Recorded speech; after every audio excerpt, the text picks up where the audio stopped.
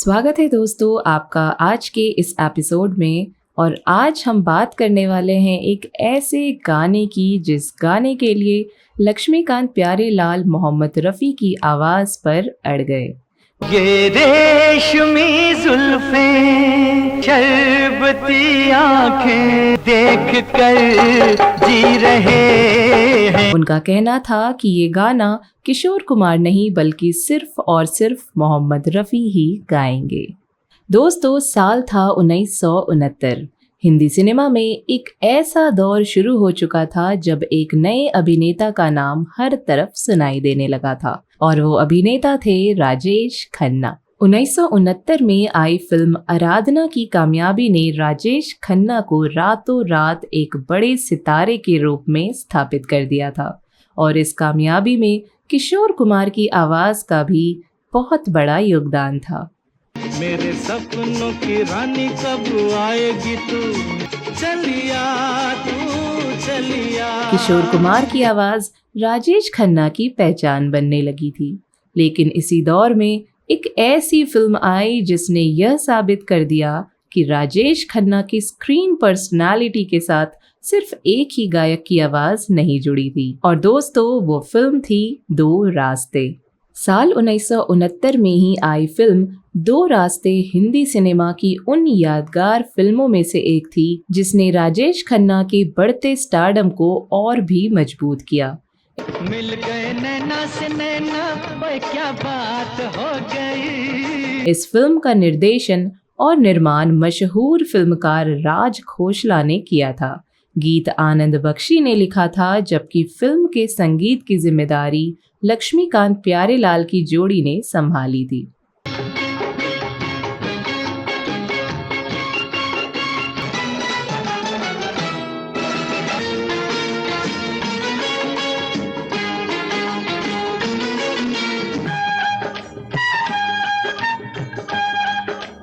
दोस्तों, फिल्म में राजेश खन्ना के साथ मुमताज, बलराज साहनी, प्रेम चोपड़ा और बिंदु जैसे शानदार कलाकार भी नजर आए। कहानी एक ऐसे संयुक्त परिवार की थी जिसमें रिश्तों, परिवार और आपसी मतभेदों के बीच संघर्ष देखने को मिलता है। लेकिन दो रास्ते सिर्फ अपनी कहानी और कलाकारों की वजह से ही यादगार नहीं बनी। इन्हें देख कर जी रहे हैं सभी। तूने काजल लगाया दिन में रात हो गई, बिंदिया चमकेगी चूड़ी खनकेगी। इसके गाने भी बेहद लोकप्रिय हुए और इन्हीं गानों में से एक ये रेशमी जुल्फे को लेकर मोहम्मद रफ़ी और राजेश खन्ना से जुड़ी एक दिलचस्प कहानी सामने आती है। दोस्तों, आखिरकार इस गाने के लिए लक्ष्मीकांत प्यारेलाल मोहम्मद रफ़ी की आवाज पर क्यों अड़ गए थे? ये रेशमी जुल्फे, ये शरबती आंखें। दोस्तों, यह गाना आज भी राजेश खन्ना और मोहम्मद रफ़ी की जोड़ी के सबसे यादगार गानों में गिना जाता है। लेकिन कहानी सिर्फ इतनी नहीं है। फिल्म दो रास्ते के इस गाने की कहानी यहीं से और दिलचस्प हो जाती है। दोस्तों, दरअसल फिल्म आराधना की जबरदस्त सफलता के बाद राजेश खन्ना की पसंद किशोर कुमार बन चुके थे। फिल्म आराधना में किशोर कुमार की आवाज ने राजेश खन्ना के रोमांटिक अंदाज को एक अलग पहचान दे दी थी। रूप तेरा मस्ताना, प्यार मेरा दीवाना, भूल कोई हमसे ना हो जाए। वो चाहते थे कि उनकी अगली फिल्म दो रास्ते के गाने भी किशोर कुमार ही गाएं। लेकिन यहाँ एक बात लक्ष्मीकांत प्यारेलाल के फैसले के आड़े आ गई। फिल्म दो रास्ते से पहले ही लक्ष्मीकांत प्यारेलाल मोहम्मद रफ़ी साहब के साथ कई यादगार गाने कर चुके थे। चाहूंगा मैं तुझे, सांझ सवेरे, पत्थर के सनम जैसे गानों से लेकर कई दूसरे गीतों तक रफ़ी साहब अपनी आवाज का जादू बिखेर चुके थे। चाहूंगा मैं तुझे सांझ सवेरे, पत्थर के सनम तुझे हमने। लक्ष्मीकांत प्यारेलाल रफ़ी साहब की आवाज की रेंज और उनकी गायकी को बहुत अच्छी तरह समझते थे। उन्हें पता था कि किसी गाने में अगर दर्द चाहिए रोमांस चाहिए या फिर भावनाओं की गहराई चाहिए तो रफ़ी साहब उसे अपनी आवाज़ में बेहद खूबसूरती से उतार सकते हैं। उन्हें रफ़ी साहब की आवाज़ और उनकी गायकी पर इतना भरोसा था कि उन्हें पूरा यकीन था कि ये रेशमी जुल्फ़े जैसा गाना रफ़ी साहब से बेहतर कोई और गा ही नहीं सकता। इसलिए राजेश खन्ना की पसंद के बावजूद लक्ष्मीकांत प्यारेलाल अपने फैसले पर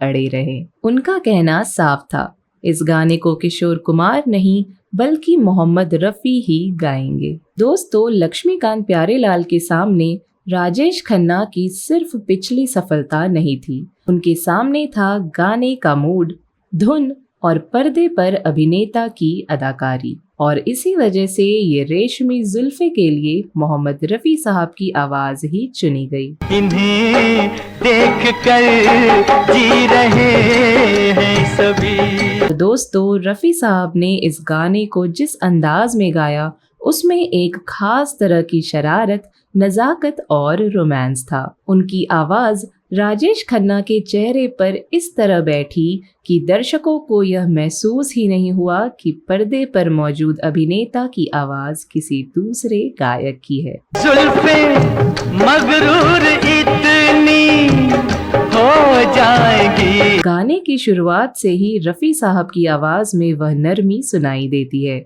जो राजेश खन्ना के रोमांटिक अंदाज के साथ बेहद खूबसूरती से मेल खाती थी। आनंद बख्शी के बोल, लक्ष्मीकांत प्यारेलाल की धुन और रफ़ी साहब की आवाज़, तीनों का ऐसा मेल बना कि यह गाना आने वाले दशकों तक याद रखा गया। चुप रहना ये अफसाना, इन्हें देख कर पी रहे हैं सभी। यानी एक तरफ थे उस दौर के सुपरस्टार राजेश खन्ना और उनकी पसंद किशोर कुमार, और दूसरी तरफ थे लक्ष्मीकांत प्यारेलाल का रफ़ी साहब की आवाज़ पर अटूट भरोसा। आखिरकार फैसला किसके पक्ष में आया? दोस्तों, फैसला था संगीत के पक्ष में।